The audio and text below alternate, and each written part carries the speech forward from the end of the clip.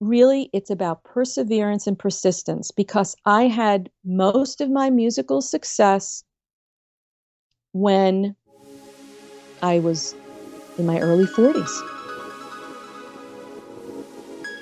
Welcome to the Female Entrepreneur Musician Podcast with Bree Noble. Bree is a musician, entrepreneur, speaker, and founder of Women of Substance Music Radio and Podcast. Bree's interviews with successful female musicians and industry pros are both inspirational and informational. She also answers your questions about the music business. Bree is on a mission to help you create great music, connect with your fans, and grow your business, and to truly become a female entrepreneur musician. Hey, this is Bree Noble, and I want to thank you for tuning in to the Female Entrepreneur Musician Podcast, where we talk about making great music, connecting with your audience, and growing your business. Now, if you missed our last 3 episodes, we had 3 surprise episodes that we threw in to help you guys with a lot of the things that I hear that you guys are struggling with. So these are episodes number 48, 49, and 50. And these are solo episodes with me talking about what happens when you don't sell your CDs. You make an awesome CD and you just don't sell it. Where do you go from there? Why didn't you sell any? And how can we fix this problem? So if you listen to episodes 48, 49, and 50, I think that will be really encouraging to you. I know I certainly had a time period where I made an awesome CD and I thought everyone was just going to jump on the bandwagon and buy it. It was going to sell. It was, the songs were going to become popular on the radio, and like 10 people bought it because I didn't know how to build a fan base. I didn't know how to get people excited about my CD. So if that's you, or if that's ever happened to you, or if maybe you felt like the reception to your CDs was a little lackluster, I really invite you to listen to those episodes 48, 49, and 50. So for this episode, I'm really excited to have Lisa Brigantino. I have been in touch with Lisa for several years, probably since 2008 or 2009, maybe 2010, early on in Women of Substance Radio. I've been playing her music for a while. She is very knowledgeable about the business. She's done all kinds of different things that I'm going to let her tell you about. But here's some information about her. Lisa Brigantino is an award-winning Brooklyn, New York-based singer-songwriter, composer, and multi-instrumentalist. She was an original member of Lez Zeppelin, the world's first all-girl Led Zeppelin tribute band, and toured internationally with the band for a number of years, playing bass pedals, mandolin, and keyboard. She left the band in 2009 to focus on her original music. Lisa has also worked in the business side of the industry for many years, doing music supervision, music licensing, talent acquisition, rights clearance, and custom scoring music production. She's the president of Hidden Pond Productions Incorporated and provides these services to filmmakers, broadcasters, corporations, advertising agencies, and producers of all kinds. Here's my interview with Lisa Brigantino. So that's a little bit about Lisa Brigantino. So Lisa, is there anything that's not in your bio that's maybe a little more personal that you'd like to share about yourself? You think our listeners should know about you? I would say, I'm somebody who comes from a very musical family. And that might be of interest for folks to hear. Not only was there always music around, especially at family gatherings, we were always playing instruments, singing in 4-part harmony. My great aunt was an arranger for Sweet Adelines, which is 4-part barbershop harmony for women. My cousin. Oh, that's cool. Yeah. I used to sing in a barbershop quartet. That's so fun. Yeah. And then I actually became a member when I was in high school with my mom and my grandmother. So that kind of runs in the family. But my cousin Felix Papalardi, a name that a lot of folks might recognize, produced Cream and also was a producer and bass player for Mountain. In addition, my cousin Michael Barbiero is an engineer, a mixer, and a producer who has worked with everyone from Government Mule to Janet Jackson to, the list goes on and on. So it's in the blood. And that's kind of a nice thing to mention. Yeah, that's definitely like a lot in the blood. Yeah. Well, that's cool because you get experiences growing up kind of being immersed in that and seeing all the different sides, people that are producers, people that are actually in bands. That's cool. So how did you actually get started personally in your music journey? Well, I guess from kind of the family atmosphere of embracing music, I was playing music from a very early age. My grandmother taught my sister and I to play ukulele when we were 4 and 5.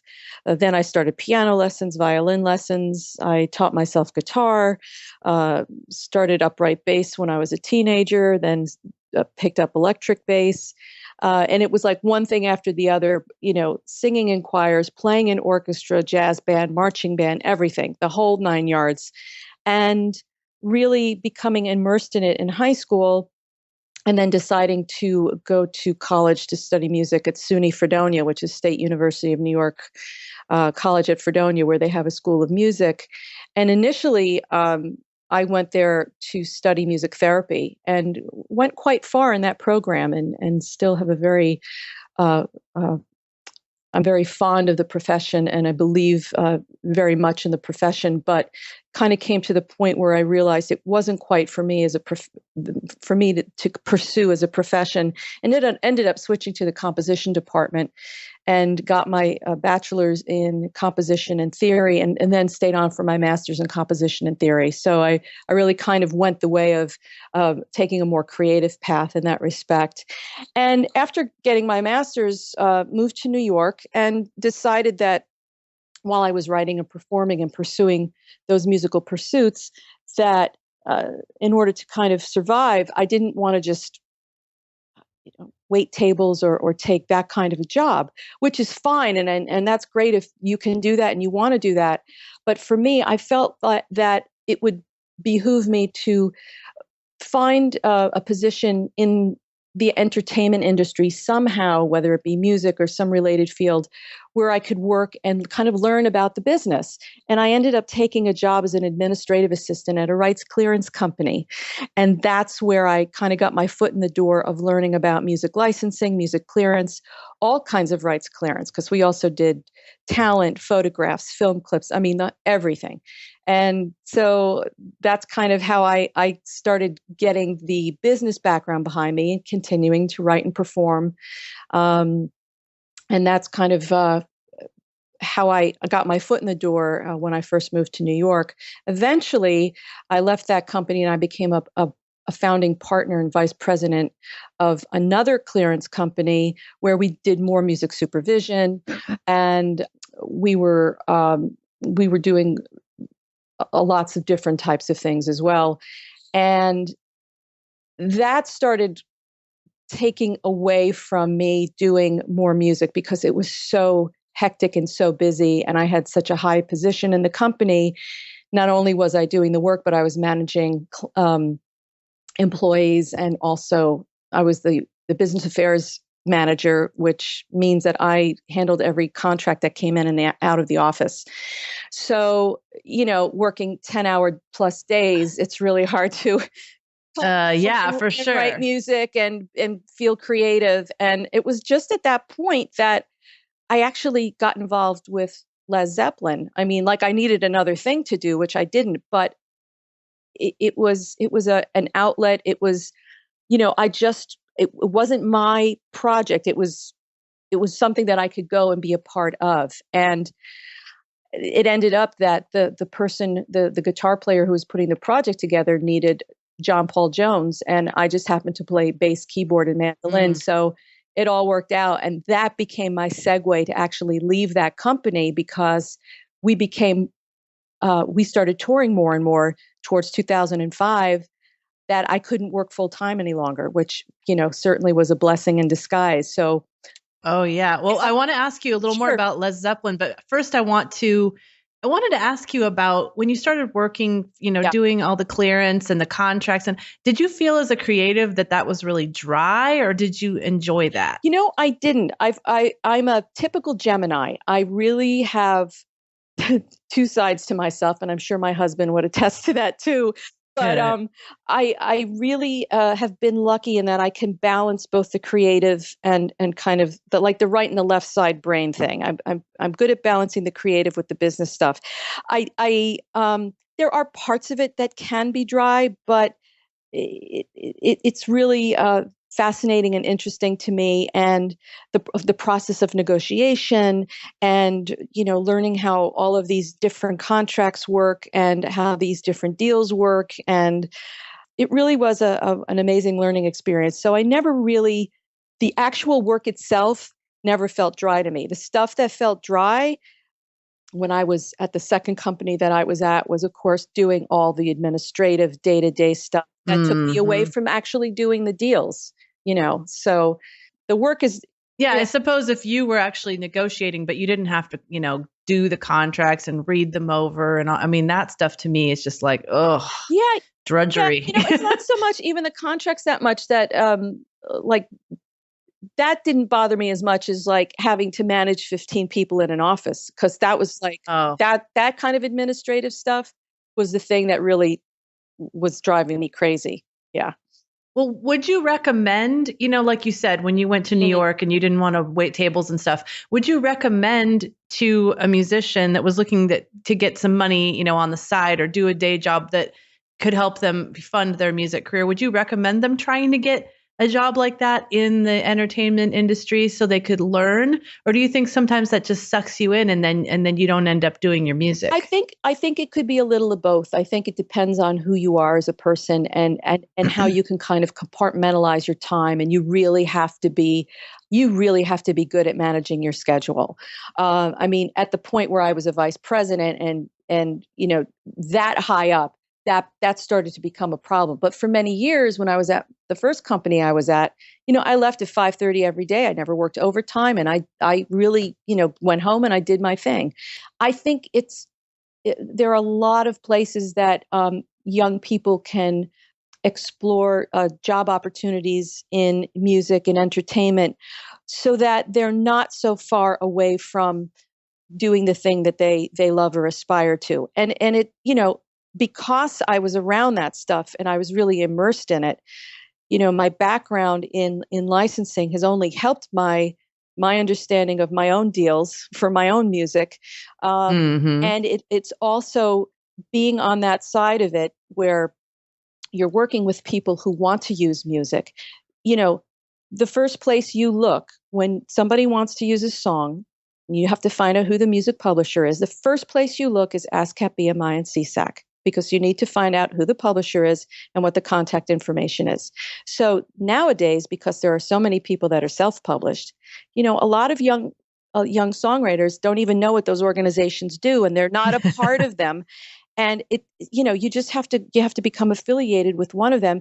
And I can't tell you how many times I've maybe looked for a song and I cannot find who the publisher is because the songwriters do not register their catalogs, and there's no contact information. And so the thing you want to do as a songwriter is make yourself really easy to be found, and that's just an example of what I learned for myself in doing this is, boy, I better get my stuff together and get my catalog and keep it up to date. And if my phone number changes, I have to change that. And that's a really good point, because I have the same problem with artists.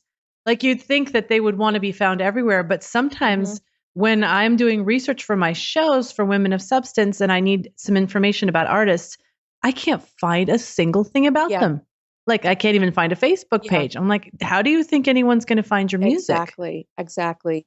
And in this day and age, it's really easy to get your stuff out there. It's really easy to have a public profile.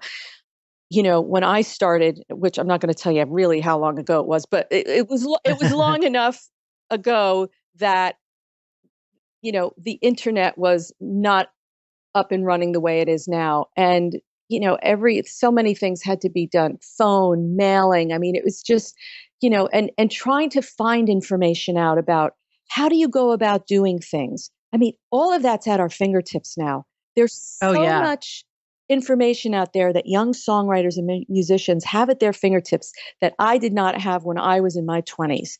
And, when I think about now, what some of the things I might have been able to accomplish earlier in my career had I had the information that I can easily access now. You know, it's Oh, I interesting. think that's so Yeah. true. I'm in the same Mhm. boat. I was probably, I mean, I don't expect other people to divulge their age, but let's just say I graduated college in 1994. Mhm. So when I first came out of college, I had no clue how to get a music career started because there wasn't any internet. I mean, there was like the most basic. I remember when I first learned about a link and that you could click Yeah. on something and it would go to another page. And I'm like, oh my gosh, how does it do that? And that was my beginning of trying to do research, but there was like about nothing online at that point about music and how to get started. Right. And even the music books at that point, the music business books. I mean, there were a few things out. And really one of the saving graces for me for kind of getting my foot in the door about learning more about the business and networking was joining Women in Music here in New York, which is a nonprofit organization that had been recommended to me by somebody at the National, I think it was the National Academy of Popular Music. And I joined that organization and I started attending events, and they had panels and educational things, and eventually I joined the board, and I was on the board for 6 years, and now I'm on the advisory board, and that's an organization I've been a part of for over 20 years. And Wow. that's another thing that I would say to young writers and musicians is to find those organizations out there that provide networking and educational opportunities, and get out there and meet people and learn. There really is no excuse for like not knowing what a music publisher does. I don't want to berate anybody, and I don't want to sound harsh, but if you're going to be in this, yeah, and you want to protect yourself too, you have to educate yourself. No, I agree. And even if you don't join a local organization, which I think is good, there are so many like forums online. I think forums are good because you can ask questions and you can learn from other people. The early days of the internet when I was really starting to do this stuff, I remember one of the first things I did is I got on someone's mailing list about songwriting, and then I found Just Plain Folks. Do you remember that website? Do. For songwriters, and it was the best because there was just all these forums where people were talking about songwriting and publishing and licensing and stuff, and I'm like, wow, like this is all here. I can learn from people. It's really amazing, and that's the wonderful thing, now about what you can find online. I'm pretty active with Go Girls Music. They have a fantastic chat every Thursday night, Go Girls Chat. And there's so many people sharing information, and it's a different topic each week. And, whether you're a seasoned professional or whether you're just starting out, we all have something to learn from each other. And it's that sharing and community, I think, is really, really important. I agree. There's probably been 2 or 3 other people mentioning the Go Girls Chat on this podcast, and it is. I have a hard time. It kind of gives me a headache because I can't keep up with what people are saying. But it's a lot of great information. Yeah. Sometimes let's look at the archive when you have. Yeah. Oh yeah. Then you can read at your own pace. Well, let me talk about when you were in Lez Zeppelin. So how long were you in the group? Like, where did you tour? And was that like a totally full-time thing once you left your job? Pretty much. I started with the band in January of 2003. I think that was our first rehearsal. And for a couple of years, we were just trying to get the project off the ground. We were playing locally in New York. Then we started going down to DC, and then we went to Detroit. And by 2005, we were starting to be approached to go overseas. And at that point, I decided to leave my job, and I probably would have left it for a number of other reasons at that point. But Led Zeppelin gave me a segue out of it. And then we did probably, I think 3 tours of Europe.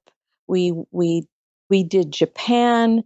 We played in Canada. We played all over the United States. We played festivals that had never had an all-girl band or a tribute band before. We played Download in England, Rock am Ring, Rock am Park in Germany, and we headlined Bonnaroo in 2008. Oh my which gosh. was Wow. amazing. You know, we had an hour and 30-minute set, which is almost unheard of at a festival at midnight on a very hot June evening. And And you're a tribute band. That's just amazing to me. And all girls, first all girl band to play Bonnaroo. Wow. So, you know, it was really an amazing experience. And yeah, we weren't out all the time. We would kind of go out for a few days, come back, go back out. I mean, when we released our album in 2007, yes, we did like 3.5 weeks on the road, come home, go back out. But that was a lot. But at the time that I was in the band, you know, I wasn't pursuing much of my own songwriting because that took up a lot of time. But I had taken some licensing clients with me who came along with me, I had been working with for many years. So little by little, I started building up my own company, so to speak, doing licensing and supervision while I was in the band, you know, and I could be in Germany. And as long as I had my cell phone and my computer with me, I could service my clients. And then also, little by little, I started offering original scoring and production services to my clients. And we've done a few national television commercials. My husband and I, we have a studio, and Tom is a musician himself, and we've collaborated on some writing. And so that's, you know, out of all of these things kind of being compartmentalized, they've come together, and Hidden Palm Productions, which is my company, now offers not only music supervision and licensing and rights clearance and consulting, but custom scoring. That's very cool. And so when did you start moving into doing your own music? Well, I mean, I've always been a songwriter, always been doing my own music. That's what I did when I got out of college and I came to New York. And even when I was in Lez Zeppelin, it was hard to do, but you know, I did some gigging here and there of my own material. But I left the band in 2009 because I had been in it for 6 years by that point, and it was just time to go for a number of reasons, and started really getting back to focusing on material, and released my second album in 2010 called Wonder Wheel. Released 2 singles in 2014, and I'm currently working on my next full-length release, which I'm hoping to have done by the fall. Yeah. Wow. And then, you know, I'm trying to think when the time was that I met you, because I started Women of Substance end of 2007. I probably started taking submissions in 2008. Yeah. And it may have been even as early as that, but at least by 2009. I definitely think it could have been around then. And especially since the album Wonder Wheel came out in 2010, I probably started sending you some stuff around then, and you gave me some airplay. Yeah. For sure. Yeah. So nowadays, do you consider yourself a full-time musician? Or like, obviously you're also running your company. So, but you're kind of getting all your money from music at this point, right? Well, in some way. This is how I think about it. I mean, if you want to, you know, I guess it depends on how you want to define a full-time musician. I consider myself a full-time musician because I do it day in and day out, hours and hours a day, whether it is doing music supervision for a client where I am applying my musical skills, or I'm writing, a 60-second spot for a television commercial, or I'm teaching a ukulele lesson, or I'm doing sideman work for a cabaret show. You know, all of these things to me, they're all music. They all come together to create a musical life and you know, an income stream. No, I'm not on the road just touring with one band, but to me, it's almost more involved at this point because it's really, I just have my hands in so many things. And, you know, like I'm sitting here talking to you now, I'm in my studio. Right next to me, I have my guitar out because I have a rehearsal with my sister this afternoon. And next to it is my bass because I'm playing on a session on Saturday. So, you know, I consider myself a full-time musician. Well, it's a musical life, clearly. Yes. So I just wanted to ask you about your music supervision. It just occurred to me, it interests me. Where do you get the song? Like, where do you find the songs that when you're looking for a particular thing as a music supervisor? Do do you already have like trusted sources that you get them from, or do you go to certain, locations, or do you put out a request somewhere? I do have trusted sources that I use. I mean, after being in the business for so many years, I have really excellent relationships with all the major publishers and labels, the indie pubs and labels, and then many suppliers of independent music in all different genres. So depending on what my clients are looking for, and it may be confusing to people as a music supervisor, and most of my clients are ad agencies and corporations. I don't work so much in film and television, although I am doing more film these days. I've done music supervision on several indie films the past year, and I'm doing more of that. But I do a lot of work for corporate users and for ad agencies. So they'll come to me and they'll say, we're doing a corporate video, or I've got a national TV commercial. I did a commercial last year for BMW.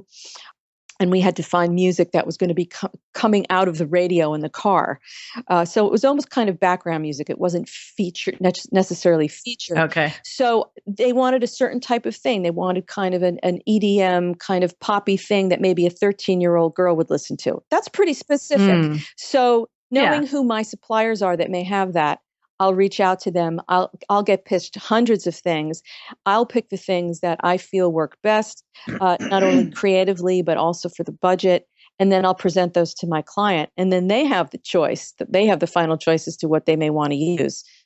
So there's a lot of ways to skin a cat. It can work in a variety of ways. Do they ever come to you and say, I want a song that sounds like Adele's Hello, but it can't be Adele's Hello? You know what I mean?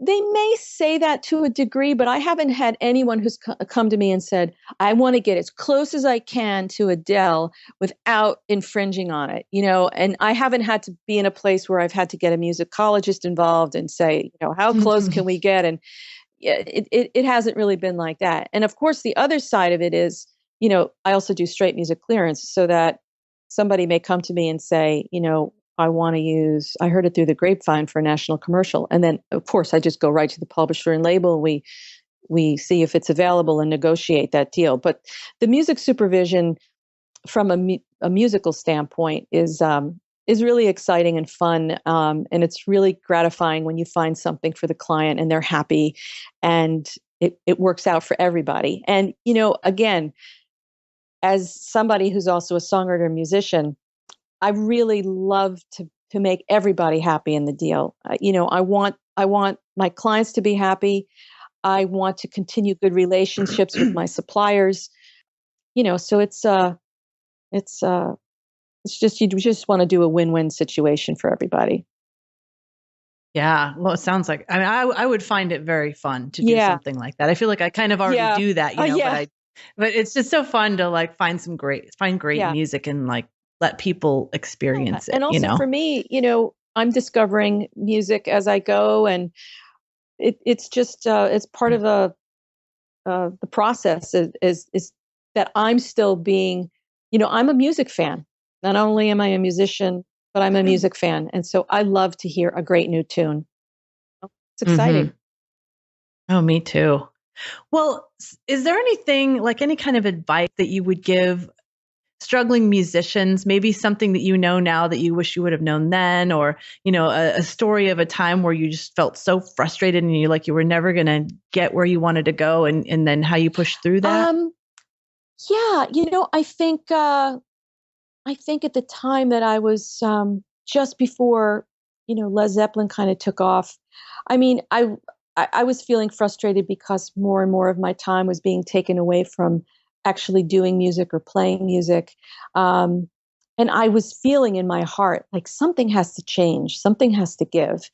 And it came out of a place that I wasn't expecting. I really wasn't planning on joining a band.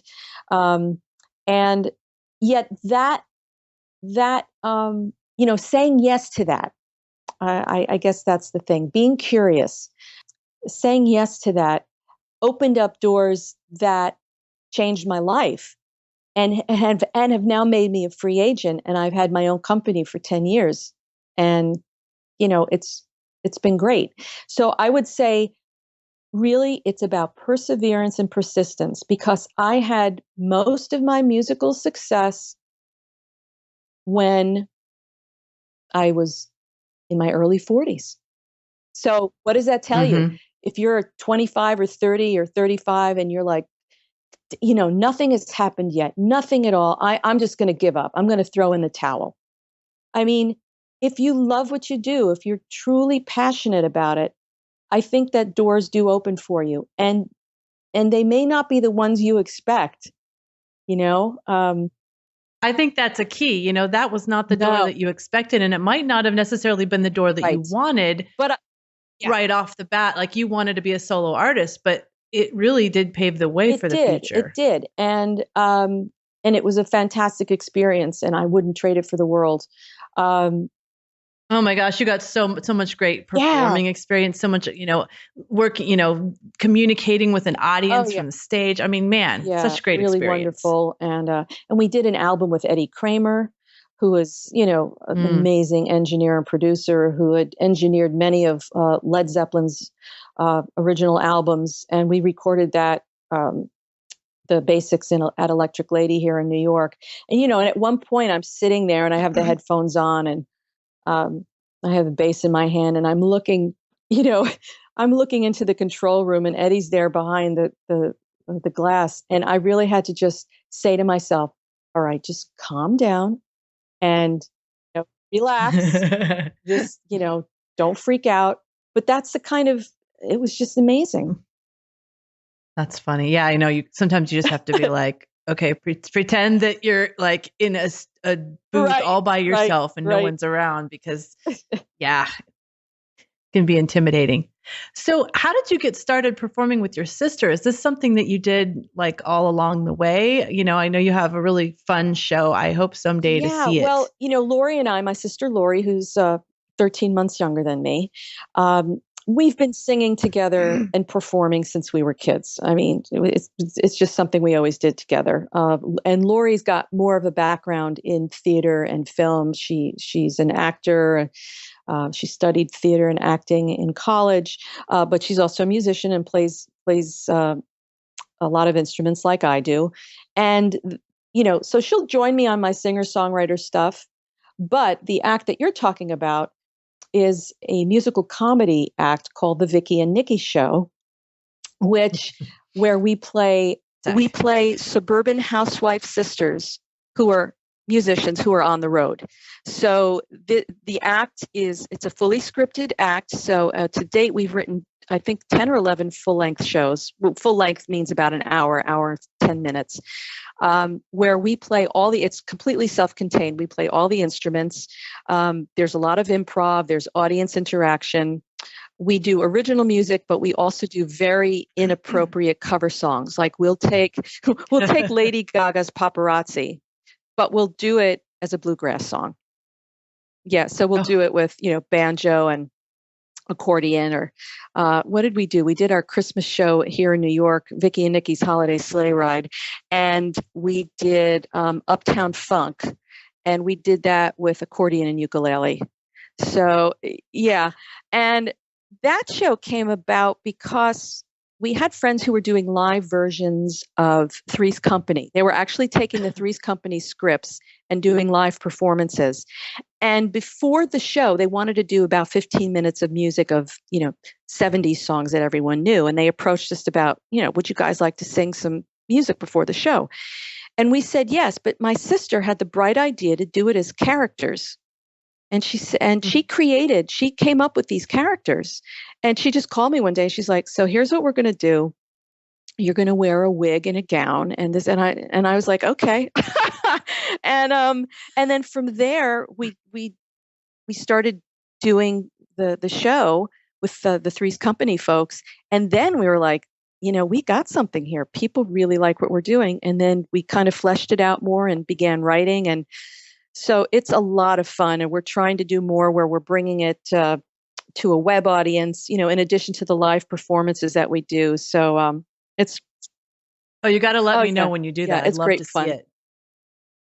Ugh, that sounds so fun. So I was thinking, what year was that? Maybe a few years ago, I did a show on women of substance that was called Women in Harmony, I think. And I'm actually going to bring that back this year. But you were doing something, you and Lori, and you had somebody else with you, and you had just some awesome songs that you did in harmony. Did you guys do that as an act, or was that just like one particular album you did together? My sister Lori and I, since college, have been singing with our dear friend Susan Hafner, who is a triple threat: dancer, actor, singer. She's a Broadway veteran. She was in State Fair, Thoroughly Modern Millie, 42nd Street. And so we've been singing since college, and she blends with us beautifully. And we've been just doing 3-part harmony for years. You know, we started out by doing songs that the Roaches sang.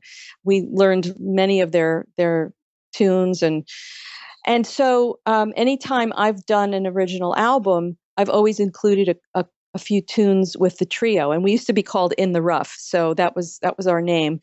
But I think there were 3 or 4 songs that they sang on Wonder Wheel, 2 or 3 that they sang on, girls sang on with me on Brooklyn Night, and there will be probably 3 or 4 on my next album. But whenever we're together, we sing together. We just love it. I think I'm thinking of a song called Sarah. Yes. Was that you guys? Okay. First of all, my husband loves that song. Like I put it on my iPod, and you know, when I call our new music show, What's on My iPod, I actually call it that because I actually put a lot of the music on my iPod. And so every once in a while I'll be in the car and he'd be like, oh, who is this? Is it, some famous people? He'd be like, is it that? No, this is Women of Substance artists, And he actually took that song and put it on his iPod. Oh gosh, I'm honored. That's so nice. He's pretty picky too. So I don't know. I just thought of that because I'm going to bring that Women in Harmony show back this year because it's so fun. Yeah, I love Women in Harmony. I think I've asked you almost everything I want to ask you. It's just so much great information that you have. Do you have a book that really helped you? I know we were talking before the interview started about how there weren't many books in the beginning that were very helpful. And I think now there's a lot more out there, but is there any one that you would recommend to independent artists that you think is just really kind of a good guide for when they first start, or maybe even on the publishing end or the licensing end? There's a book that's been around for years and it keeps being updated and there are new editions. And I think it's kind of the Bible for anybody to have, and that's This Business of Music. There's a lot of information in there. It's pretty dry, but it's you really just should have it in your library. There's another great book that I would encourage songwriters and composers to have, and that's called On Music Licensing, and that's written by Al and Bob Cohn, Kohn. Al used to be at Warner Chappell Music in Los Angeles in the licensing department. And I actually, in my early years of working in licensing, back when we used to have to get on the phone to do a deal because, now almost everything is done by email, but you actually had to talk to people back then. I had gotten on the phone with him a lot. And his son, Bob, they co-wrote this book, and there's a lot of great information in there. And I would say on the creative side of things, I tend to there are a bunch of different books that I've read and returned to over the years. Just about anything that Joseph Campbell has written, I think, is incredibly inspirational in terms of pursuing the thing that you love and really following your bliss, whatever that may be. Any of the books by Carlos Castaneda about the teachings of Don Juan, which are also very inspirational. A recent book I read, Big Magic, I loved, by the same author who did Eat, Pray, Love. Yes, Eliza Gilbert, is it? I think that's who it is.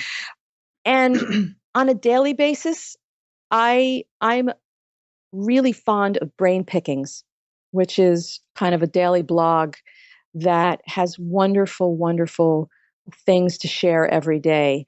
And I would encourage people to check that out. So, interesting. I don't know that one. I'll have to check that one out. Brain Pickings. It's wonderful. And I'm trying to think if there's anything else. Those seem to be. That was quite a lot. Yeah, that's really, that'll get them started. Awesome. Well, thank you for that. I think that on music licensing could be really helpful for, people that are just generally trying to get started in that area and not really understanding all the workings of the behind the scenes and stuff. Exactly. And, there's a lot of great information online now that, I didn't have when I was younger, that at least can give you a snapshot of what these things are, what they mean, and, another thing in terms of some of the clients that I work with at my company, not only do I work with people who use music, but I also work with songwriters and composers. I've worked with people who, have been approached by filmmakers and they want to use, like I have a composer I've worked with, a filmmaker wanted to use his music in a film, and this composer doesn't understand publishing and doesn't understand sync licenses and really didn't know, what's the going rate? What should I charge him? So he hired me to negotiate the deal. So I've been on the flip side of things too, where I'm representing songwriters and composers for the deal as opposed to the actual user of music. So, and coming from, again, a background of being a composer myself, I'm able to really help out on that end as well. Right. And, you're going to be fighting for the songwriter because you know what it's like to be on that side. Exactly.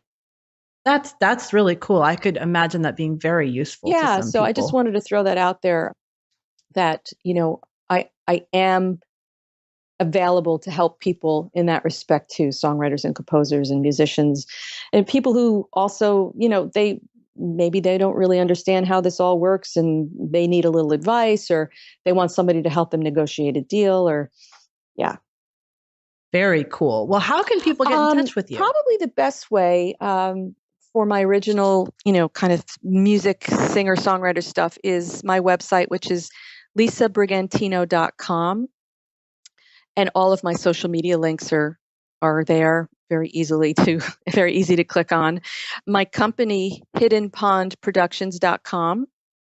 That's HIDDENPOND productions.com. And if people are brave enough to find out what Vicky and Nikki is all about, that's vickyandnikki.com. And that's VICKIEANDNICKIE.com. And from there you can, again, all social media links are attached to those websites. Awesome. Perfect. Well, thank you so much. You have just shared a wealth of information from pretty much all sides. I love being able to hear from the singer-songwriter, from the cover band, from the, the other side behind the desk and the contracts and all that. It's a great, 360-degree view of the industry. It's certainly a unique. But I'm so glad that we had the chance to chat and that I could be helpful in that way. Me too. I'm glad we finally talked after knowing each other for 7 years over email. Thanks again for spending time with us. You're so very welcome. Thank you, Bree.